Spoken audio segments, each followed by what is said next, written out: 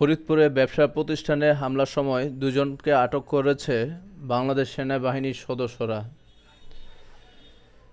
সন্ত্রাসীদের হামলার দৃশ্যটি সিসি ক্যামেরায় ধারণ হয়ে যায়।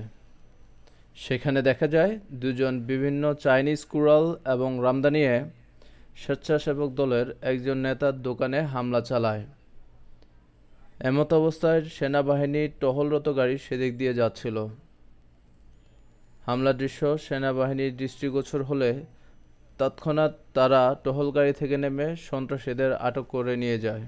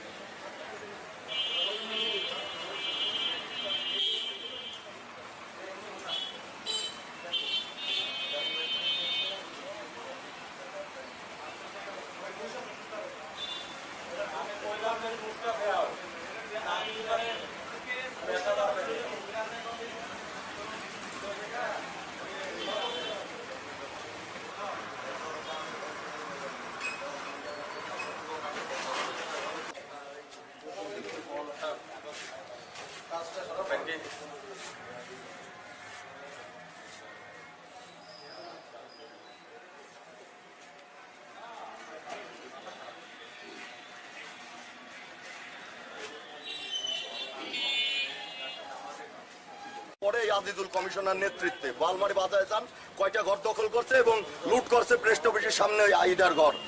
এইগুলো আপনারা দেখেন, এই সব সন্ত্রাসী বাহিনী কিভাবে বোয়ালমারী থাকে আপনারা একটু দেখেন। এই যে সেই সন্ত্রাসীর গাড়ি নিয়ে এসে ধুয়ে চলে গেছে, যাইতে পারে না, এই সন্ত্রাসী গাড়ি এই যে রাখে গেছে।